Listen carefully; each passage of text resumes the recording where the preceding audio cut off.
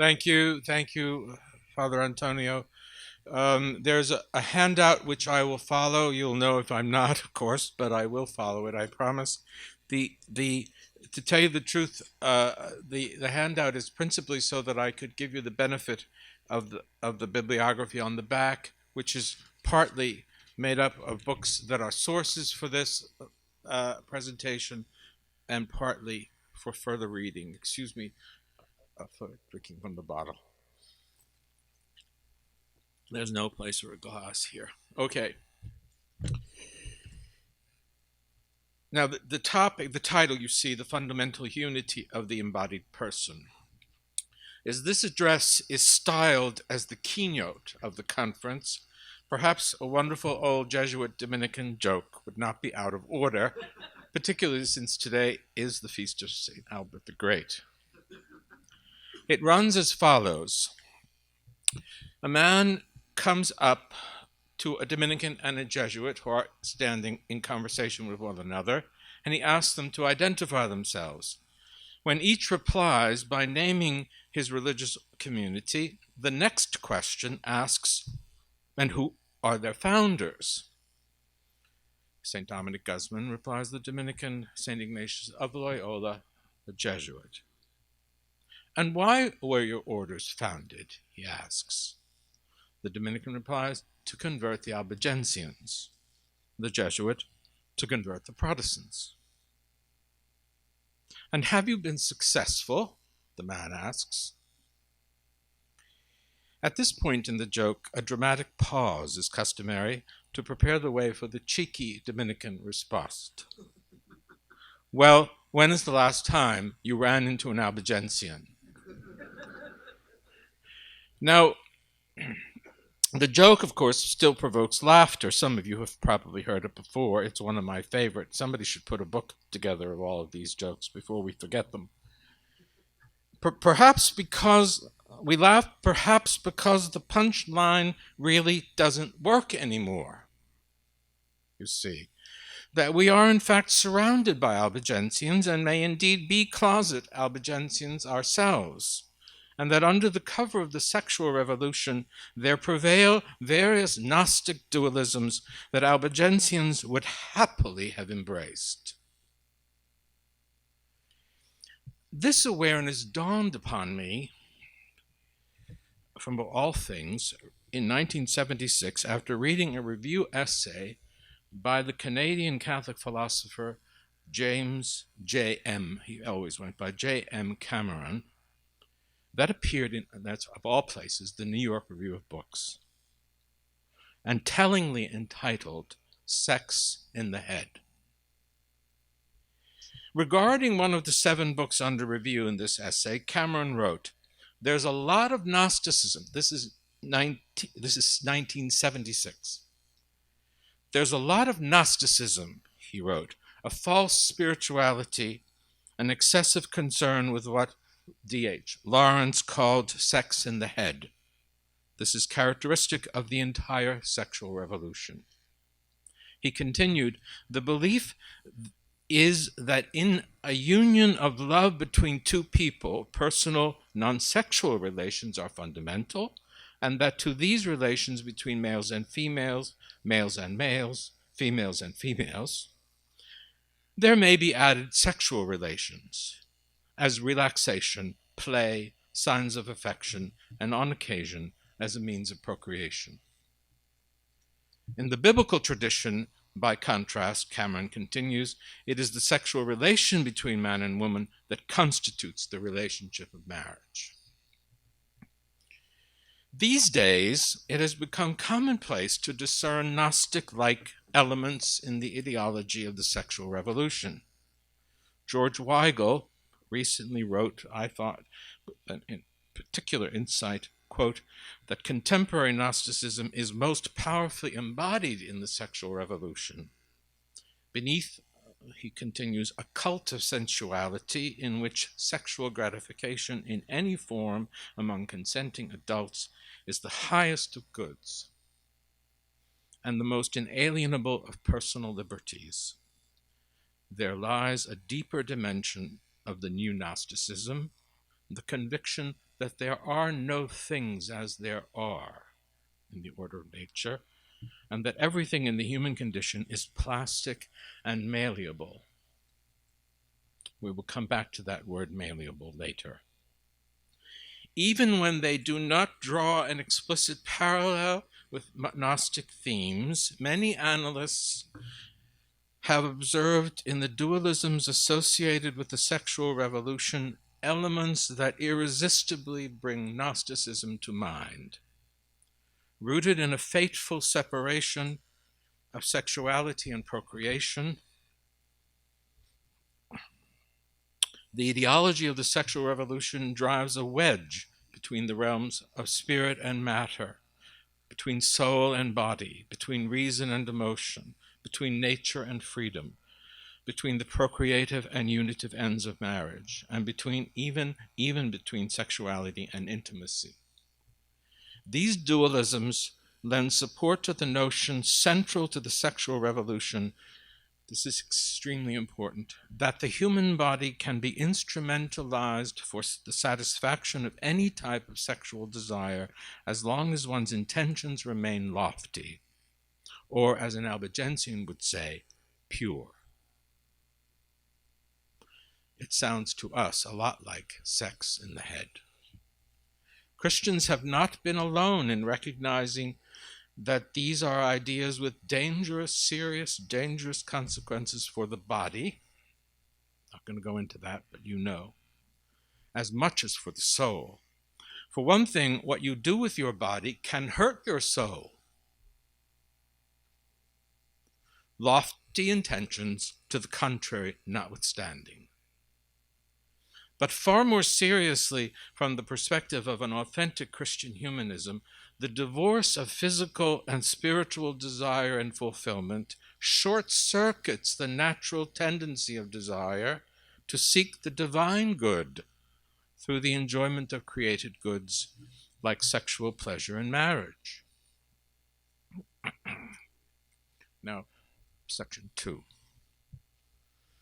Where the sexual revolution has over the past 50 years sown a series of Gnostic-like separations in the nature and relationships of human persons, the Catholic magisterium has sought to recover and reaffirm the fundamental unity of body and soul in the human person and in human sexual relationships, It comes as no surprise in these circumstances that the Pontifical John Paul II Institute of Studies on Marriage and Family should mark the concurrent anniversaries of Humanae Vitae, 1968, and Veritatis Splendor, 1993, with a symposium under the theme, The Body as Anticipatory Sign. This immensely significant phrase is drawn from paragraph 48 of the encyclical Veritatis Splendor, which reads thus: the person, by the light of right reason and the support of virtue, discovers in the anticipatory the anticipatory signs, the expression and promise of the gift of self, in conformity with the wise plan of the Creator. Close quote. The argument of this paragraph of the encyclical is directed against, quote, objections of physicalism and naturalism that have been leveled against the traditional concept of the natural law, which is accused of presenting as moral laws what are in themselves merely biological laws, close quote. While in Veritatis Splendor these objections are considered in the general context of the whole of Catholic moral teaching as it draws upon the natural law, the specific context of sexual morality is explicitly in play in these paragraphs. It's actually 47 and 48. It was precisely objections of this kind that proved to be most damaging to the correct understanding and reception of the teaching of Pope St. Paul VI now, in his encyclical regarding the immorality of artificial contraception. Charles Curran laid the charge in this area 50 years ago, but his complaint that Humanae Vitae employed a natural law methodology that he termed physicalist has become the rallying call for Catholic theologians, regrettably, and faithful who reject the Church's teaching on the immorality of contraception. It can be said without exaggeration that a principal objective of Pope John Paul's entire theology of the body was precisely to refute the charge of physicalism lodged against the teaching of Humanae Vitae, and to do so within the framework of a highly sophisticated and original retrieval of Christian anthropology.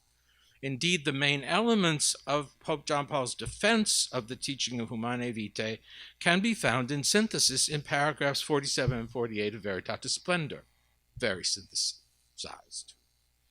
Against a theory that would grant a merely pre-moral status to the body and its inclinations, Veritatis Splendor poses the classical Christian view that the body in fact stands as anticipatory sign for an authentic understanding of the moral life of the free human person.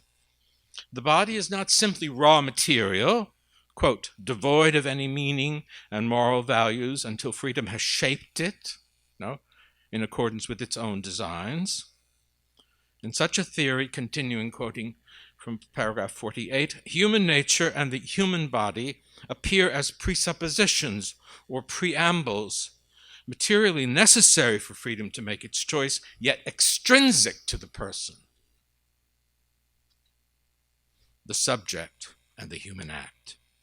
Not reference points for moral decisions, because the finalities of these inclinations would be merely physical goods.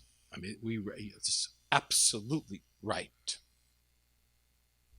According to this analysis of Veritatis Splendor, these premises constitute the core of a faulty theological anthropology, to refer to what Father Antonio spoke about in his introduction, that lies behind the charge that the Church's teaching of sexual morality is based on a crude physicalism.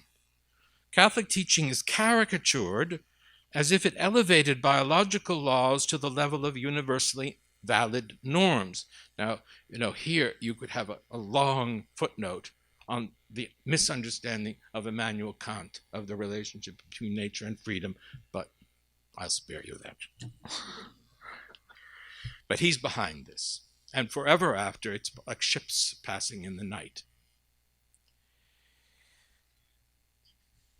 And thus, on the basis of, quoting again, this time 47, of a naturalistic understanding of the sexual act, contraception, direct sterilization, autoeroticism, premarital sexual relations, homosexual relations, and artificial insemination were condemned as morally unacceptable because of this so-called physicalism, allegedly.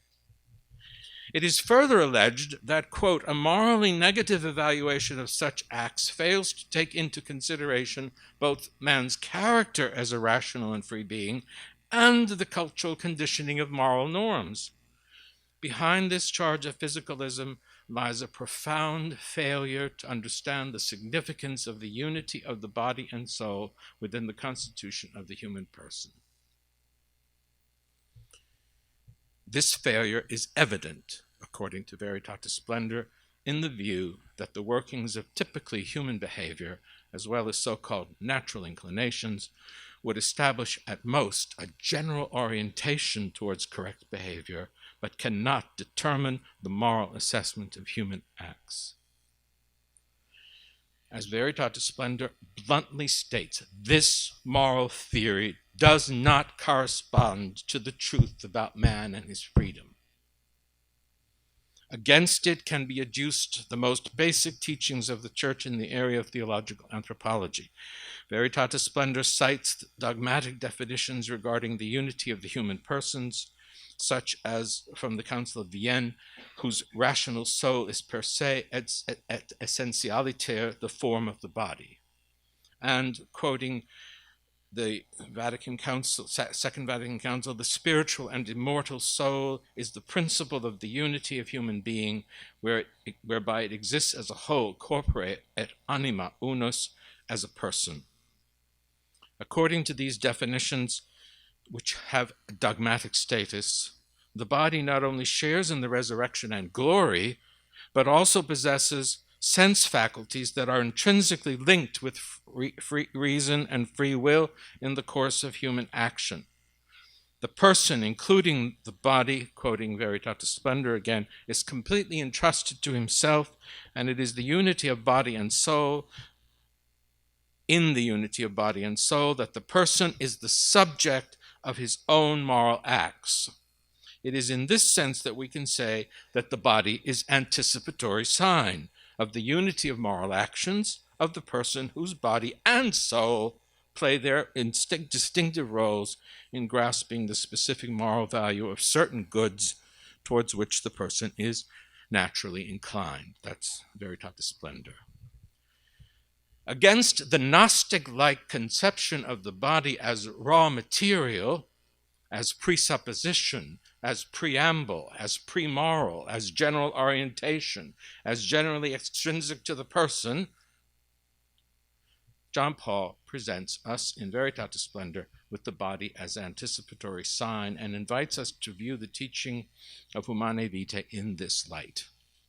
Where Christian doctrinal and theological tradition draws distinctions, Gnosticism drives separations. Bodily structures and inclinations form part of the comprehensive series of distinctive but integrated elements in moral action. The whole person acts. In assessing the morality of actions, attention to the physical or biological features of the whole person who acts does not distract from the properly rational and volitional aspects, but completes the full profile of human action. In the Christian vision of the human person and moral life articulated by Veritatis Splendor, there is continuity and integration all the way up and all the way down. It is in this light that the Catholic teaching about the morality of artificial contraception must be understood. In the words of Humanae Vitae, I quote this immensely important passage, "This particular doctrine, often expounded by the magisterium of the Church, is based on the inseparable connection established by God, which man on his own initiative may not break, between the unitive significance and the procreative significance, which are both inherent to the marriage act. The reason is that the fundamental significance of the marriage act, while uniting husband and wife in closest intimacy, also renders them capable of generating new life, and this as a result of laws written into the actual nature of man and woman.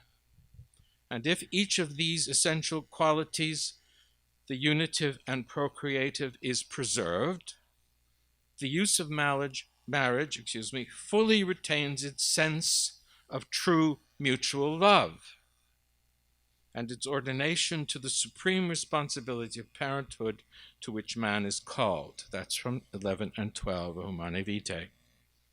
Expounding this passage, particularly in the light of the book of Genesis and the Gospel of Matthew, Pope John Paul's Catechesis on the Theology of the Body unfolded a deep, extended commentary on the teaching of Humanae Vitae, as he himself stated in the Catechesis towards the end. He said, "Such a commentary seems very necessary," he declared in the final Catechesis, "in giving an answer to some questions of today in the sphere of conjugal and family morality. The encyclical Humanae Vitae, in fact, also raised other questions of a biomedical nature. However, the questions are also, and first of all, of a theological nature. They belong to the sphere of anthropology and theology that we have called the theology of the body." Close quote. When read in their entirety, as most of you have done, I'm sure, these catecheses supply the key to the interpretation of Humanae Vitae that is articulated in paragraphs 47 and 48 of Veritatis Splendor. To affirm the inseparability of the unitive and procreative meanings of the conjugal act is not to fall into physicalism, but to recognize in the body the anticipatory signs of the spiritual dimensions of the whole human person, the theme of this conference. Now, third section. Water. Maybe I should turn my back. Okay.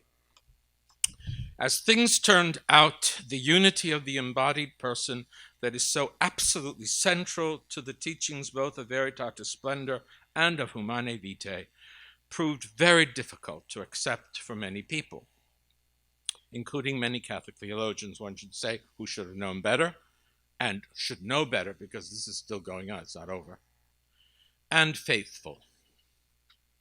In the case of Humanae Vitae, the opposition was widespread and dramatic.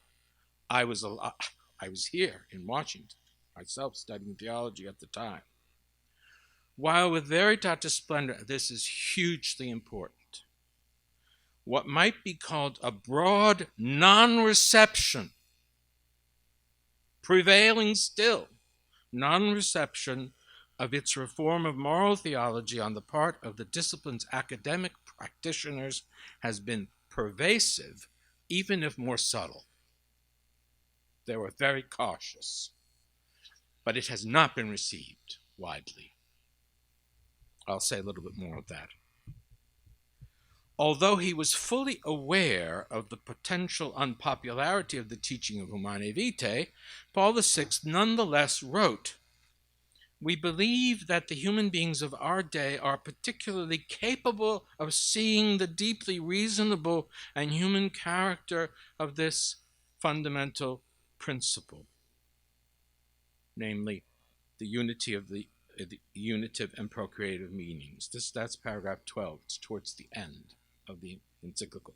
Commenting on this sentence, John Paul wrote in the Catechesis on the Theology of the Body that given the, quote, deep conformity of this teaching with all that is transmitted from biblical sources, it seems entirely reasonable to look in the Theology of the Body for the foundation of the truth of the norms concerning such a fundamental issue as man's body.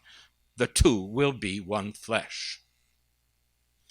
But another point about the reasonableness John Paul makes regarding Humanae Vitae suggests that a factor in its continued rejection, that is, the continued rejection of the teaching of Humanae Vitae, has been the failure of moral theologians to grasp the argument of Veritatis Splendor.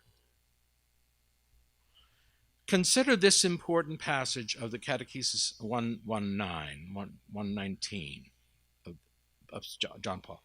The reasonable character, this is a hugely important, I'm going to read it slow, it's thick, it's not easy. The reasonable character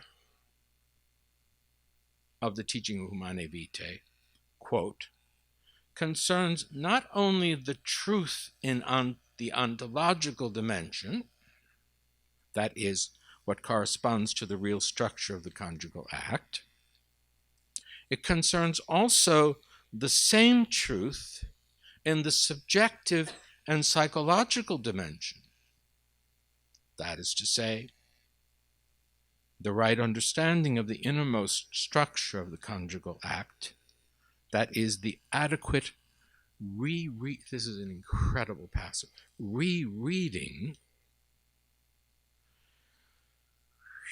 which I lost my place,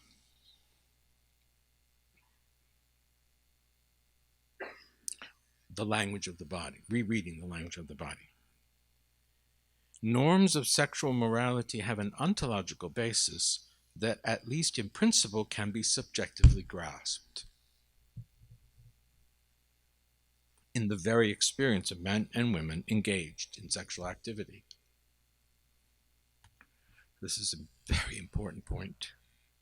This comment expresses an understanding of the moral life that is advanced by Veritatis Splendor, precisely in order to correct the prevailing and deeply ingrained view that moral norms are more or less arbitrary constraints, therefore in a certain sense unintelligible.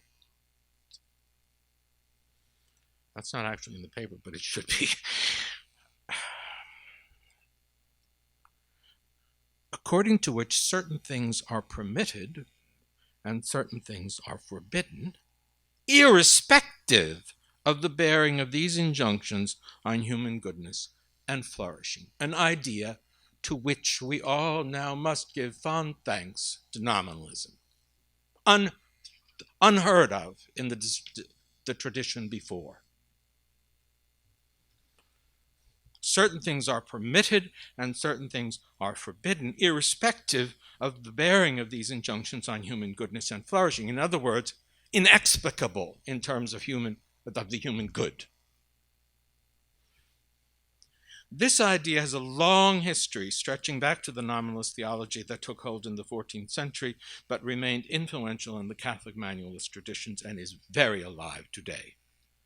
It served to foster what has come to be regarded and experienced as a culture of legalism, although they would fly from the thought of being legalists in Catholic moral theology, that was rejected decisively by the encyclical Veritatis Splendor, but not before it had contributed in large part to the rejection of the teaching of Humanae Vitae. I contend, and others with me, and I will say why, and provided the ideology of the sexual revolution an enormous advantage in its conquest of once Christian societies in the West.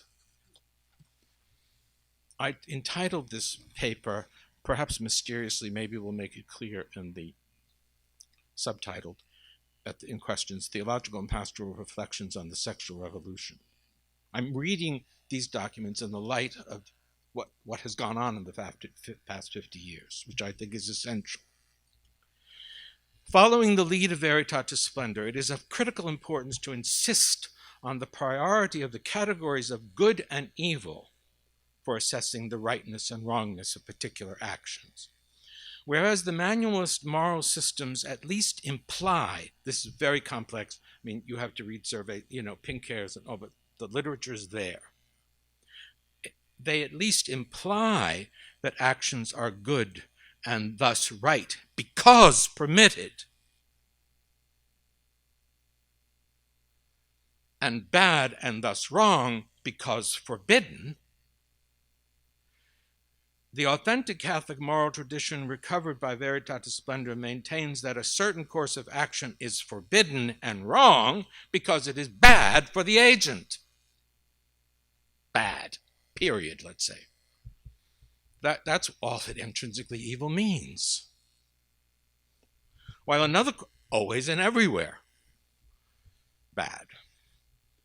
While another course of action is permitted and right because it is good for the agent, or just simply good.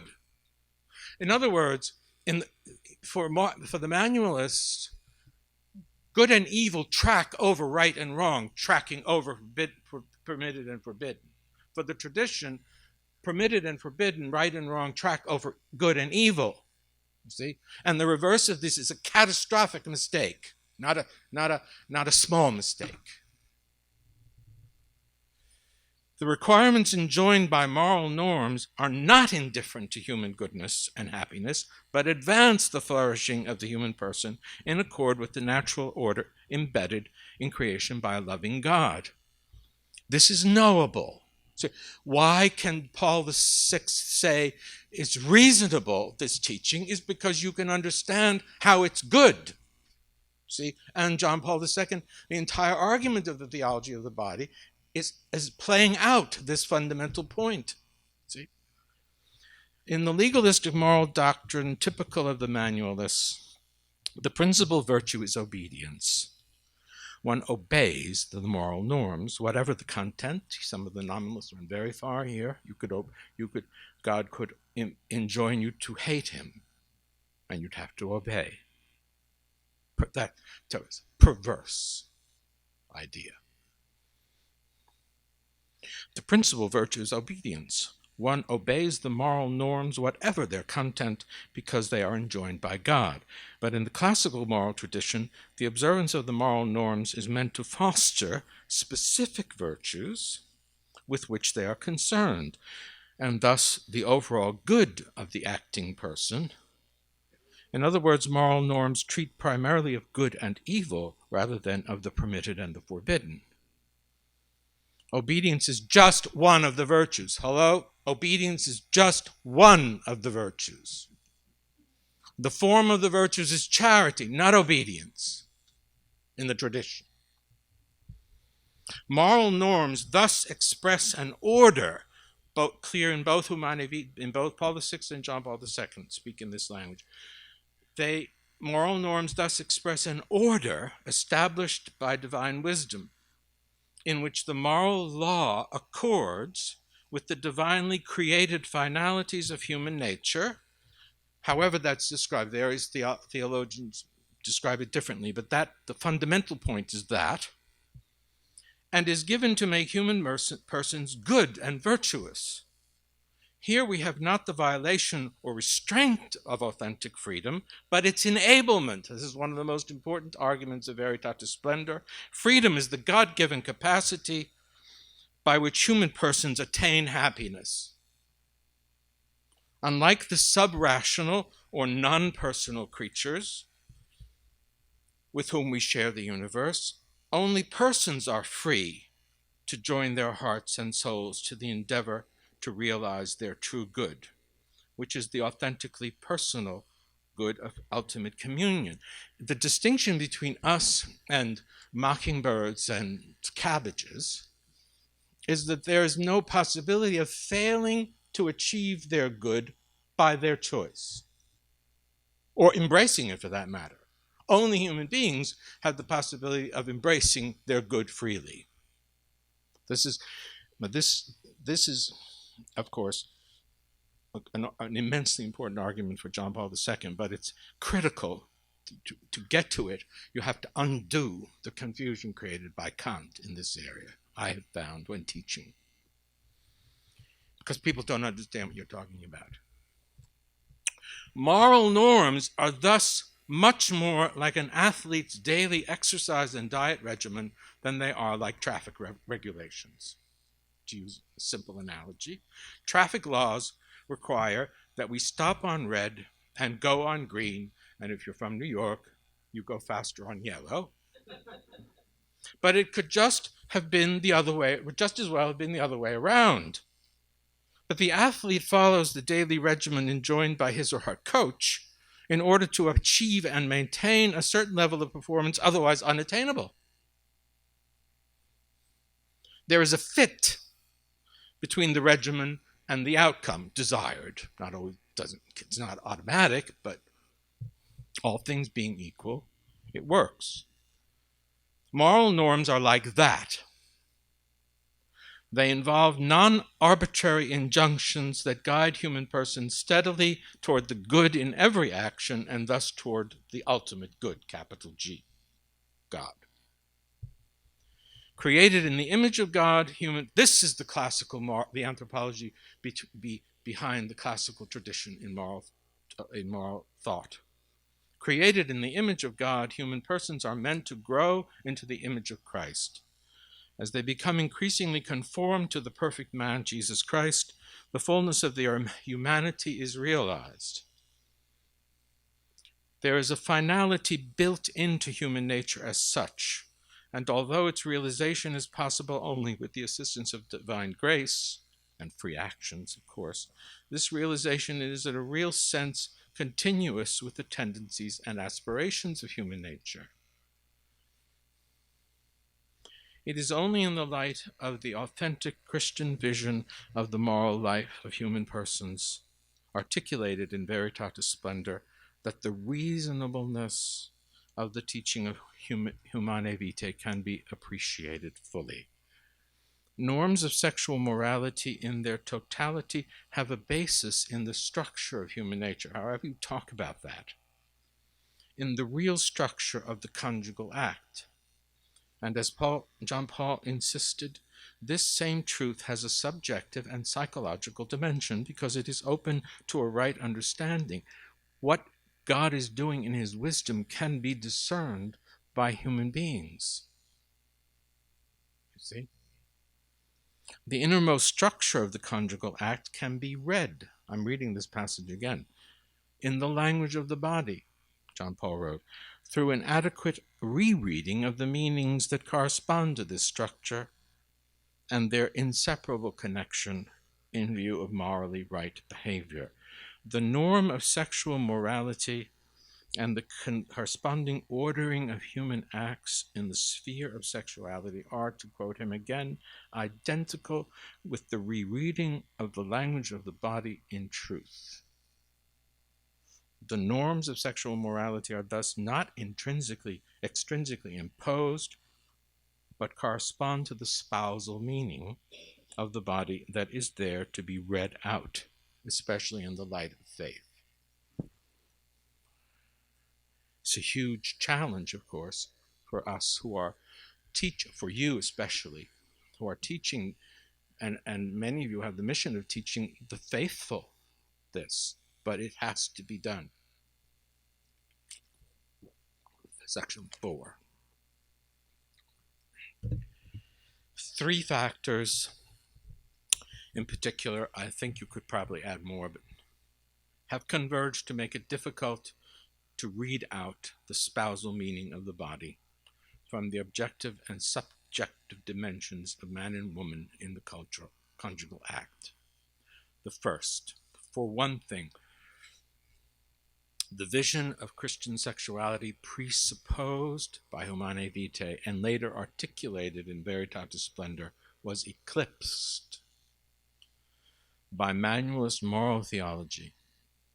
In the authentic Christian understanding of the moral life, a rightly ordered desire and love for the good things of this world and the good of other persons through the guidance of moral norms and the assistance of divine grace already involves a participation in the good which is God himself. I sometimes say, if we don't love the good things of this world, how do we know we will love their Maker?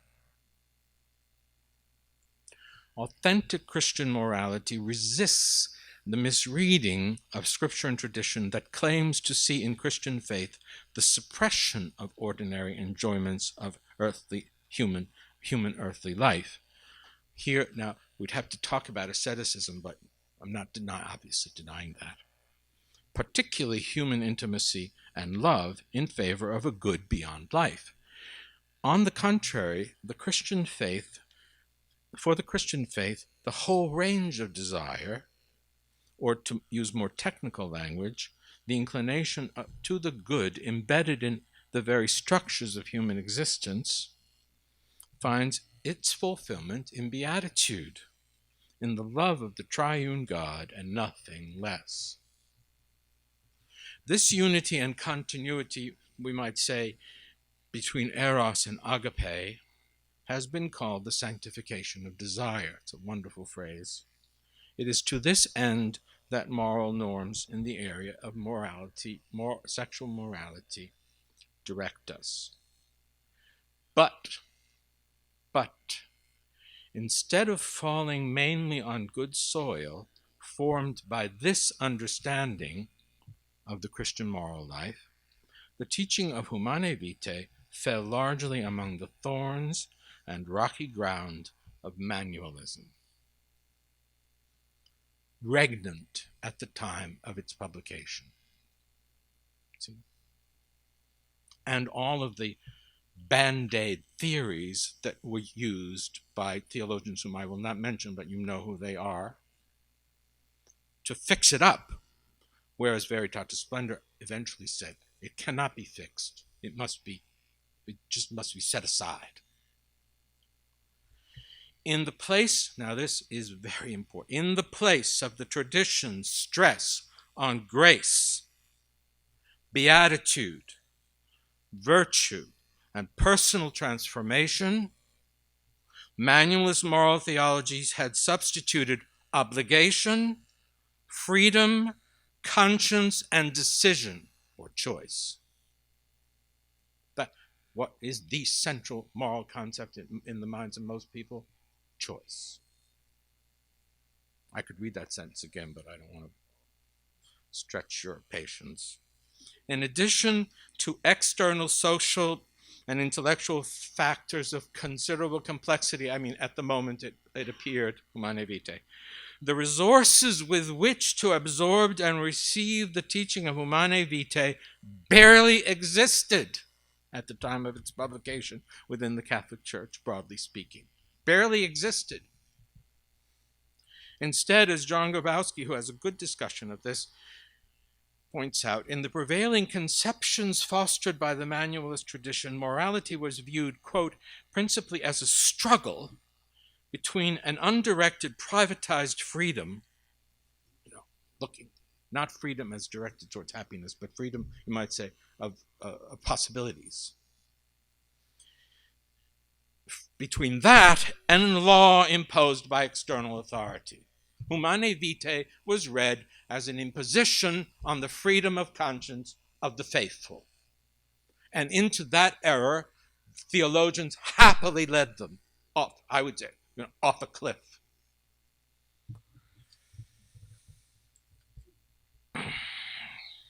In the case of Humanae Vitae, quoting Grabowski again, it was the freedom of individual conscience to avail itself of afforded, I've left out a word here from the quote, but for the freedom of afforded by 20th century attitudes, you can list them yourselves, and technology that were set against the papal teaching. Thus, it transpired, quoting 16, again Grabowski, just as the sexual revolution was unleashed around them, this is a ponder, must be pondered, Catholics found themselves in a church that seemed paralyzed by argument about contraception.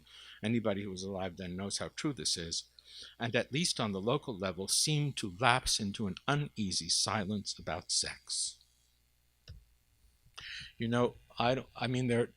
Elizabeth Anscombe has 2 essays on contraception. One I had read, this other second one I had not.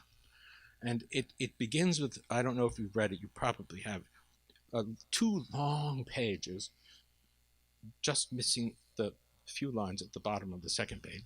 This tremendously wonderful description of the teaching of Humanae Vitae. And then she says, but you have never heard this. Nobody ever said this to you. I mean, the bishops, the priests, nobody spoke about this. And that's true. And they still don't. This silence about sex is the second factor in obscuring the spousal meaning. The first is that the theological and cultural climate at the moment, but the theological, I would say, is more important than the cultural, made Humanae Vitae unintelligible, or certainly in John Paul II's language, the spousal meaning of the body. This silence about sex, the second factor in obscuring the spousal meaning of the body, resulted in a significant failure, a significant failure to communicate the Church's teaching on sexuality through catechesis, preaching, and adult formation. The reasonableness of the teaching that Pope John Paul later confidently expounded under the rubric of the theology of the body has simply not been explained to the faithful, generally speaking, except where the graduates of this institute are teaching and active, probably.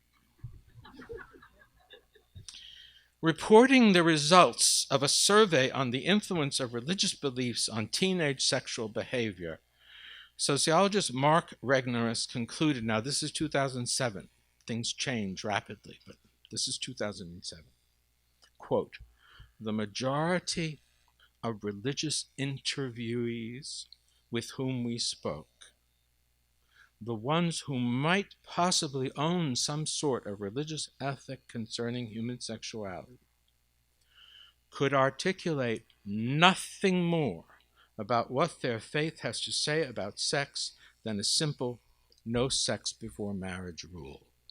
Regnerus, I'm not sure, maybe someone here knows. I think Regnerus is a Catholic. Certainly he's a Christian. Of course, his writing, these books he has written, which are in the bibliography, the most important two, I think, are Cheap Sex, incredibly interesting book, important book, and this other one, Forbidden Desires, which is the survey of the impact of religious beliefs on teenage sexual behavior, which you could say is practically nil. That's what they discovered, practically nil. For most of them, the interviewees, that is, I'm still quoting, this is the sum total of Christian teaching on sex. For the most part, congregations are doing a terrible job of fashioning distinctively Christian sexual ethics.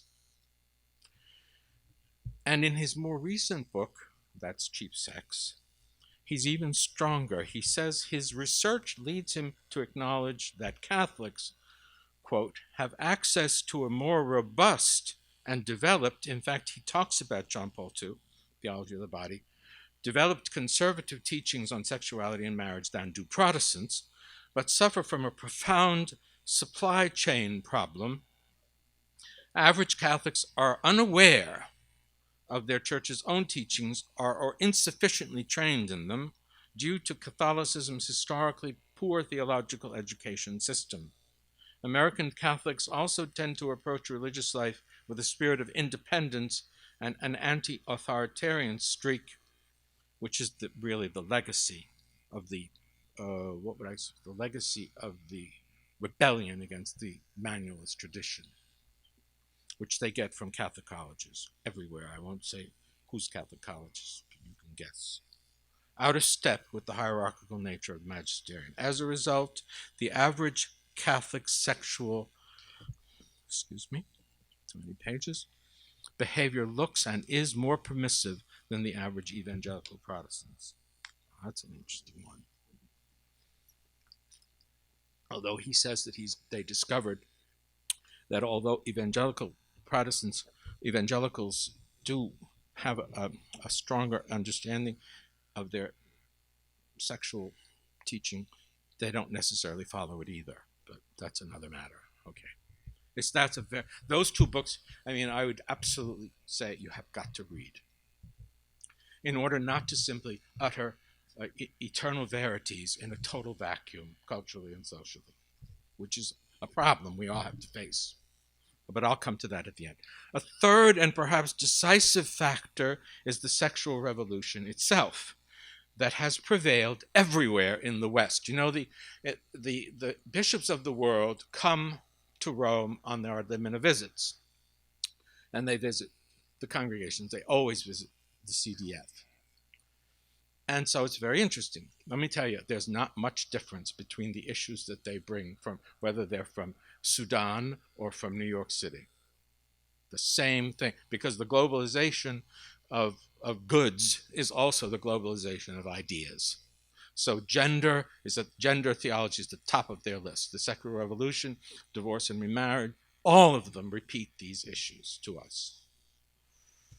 The sexual revolution is a massive social and cultural transformation that has resulted from the widespread uptake of artificial contraception.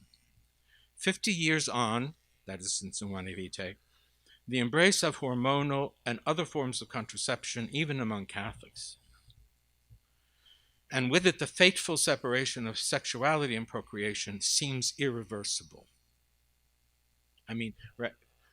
Many of these authors say that in one way or another.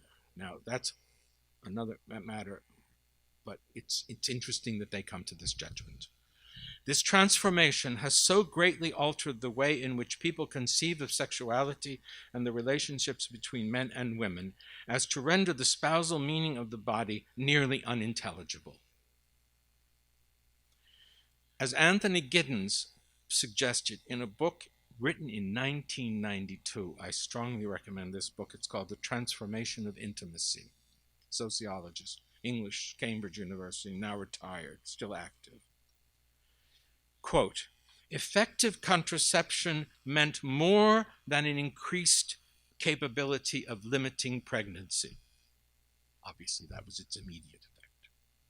It signaled a deep transition in personal life. For women, and in partly different sense for men also, sexuality became malleable. Weigel, Giddens also speaks about plastic sexuality. I don't want to quote too many passages. It's a book that I would read. It signaled a deep transition in personal life. Sexuality became malleable, open to be shaped in diverse ways, and a potential property of the individual. Sexuality, indeed that expression, concept, came into being as part of a progressive differentiation of sex from the exigencies of reproduction. With the further elaboration of reproductive technologies, that differentiation today has become complete. Today is 1992. Now that conception can be artificially produced rather than only artificially inhibited, sexuality is at last fully autonomous. I'm not sure whether Giddens laments this or simply is reporting it, but in any case, he describes it very, very well. Reproduction can occur in the absence of sexual activity. When we say that, people say that Humanae Vitae was prophetic. It was prophetic, but nobody anticipated what has happened fully. Nobody, not even Paul VI. Reproduction can occur in the absence of sexual activity, and this is the final liberation for sexuality, according to Giddens, which thence can become wholly a quality of individuals and their transactions with one another. So they come into relationships with able, you might say, to negotiate how the various satisfactions that they are looking for can be achieved. Self-gift. They're not, you see what I mean? The contrast between this and what Pope John Paul II articulated so magnificently couldn't be greater. Now, other writers, finished with Giddens, other writers have sought to chart, they all refer to him though, the various outcomes of this deep transition in personal life, notably a fascinating book by Hannah Rosen called The End of Men and the Rise of Women, which I kind of recommend, and Mark Regnerus in Cheap Sex. Helen Alvarez's new book calls this transformed conception of sexuality, this is a very helpful expression, sexual expressionism. It's a neat, single, sort of easy to read, whereas with Giddens you have to have more sentences. That expression explains it all. It means sexuality is a fundamental element in the achieving of personal identity. Apart from what kind of union you are engaged in, entirely apart from what kind of union you're engaged in. She shows in this book, this is a very important book, it costs a fortune, I got her to send me one. It's Cambridge University Press. But she shows how this sexual expressionism has become enshrined in law and government regulations. In the book's called Putting Children's Interests First. The point is that in law, increasingly, are privileged adult choices in these areas, or if she says sexual expressionism, to the detriment of children's welfare, rights, etc. Always the adult preferences here trump the children's good. It's a must-read, in my opinion, book. Now, these three factors, the persistent influence of manualist moral theology, that is to say, the refusal of the renewal of moral theology taught by Veritatis Splendor, to put it more bluntly, the persistent influence of manualist moral theology and the band-aid solutions to it. One, the deficiency of moral and sexual catechesis. Two, and the emergence of sexual expressionism, 3, together have made it very difficult for the ordinary faithful to understand and accept the teaching of Humanae Vitae, and indeed the entire Christian tradition of sexual morality. We have got to face this about our audience. You have, I'm speaking to the choir, I know. For me, I have to tell you, this experience was a revelation, because I felt as if I had woken from some sort of slumber. Throughout my life as a teacher and working at the Bishops' Conference, I championed the Magisterium John Paul II. I didn't have the occasion to do so because it was with Humanae Vitae to the same extent, because we were dealing with all these incredible encyclicals as they appeared over the 20 years that I taught, and then 10 of those at the conference. I have learned a tremendous amount reading about this. I cannot communicate all of it because it would be a whole other paper. But what I want to say about this is that it's essential for us to try, and that's why I speak of a more theological analysis of the sexual revolution. We have to understand what it is that has happened from a theological point of view. Not simply sociological, in other words. The raw material might be there, but we need to have a theological understanding of what's happening. Taking the lead from the recent magisterium, it is of critical importance to recover and proclaim the Christian vision of the fundamental, this is absolutely basic, unity of the embodied human person.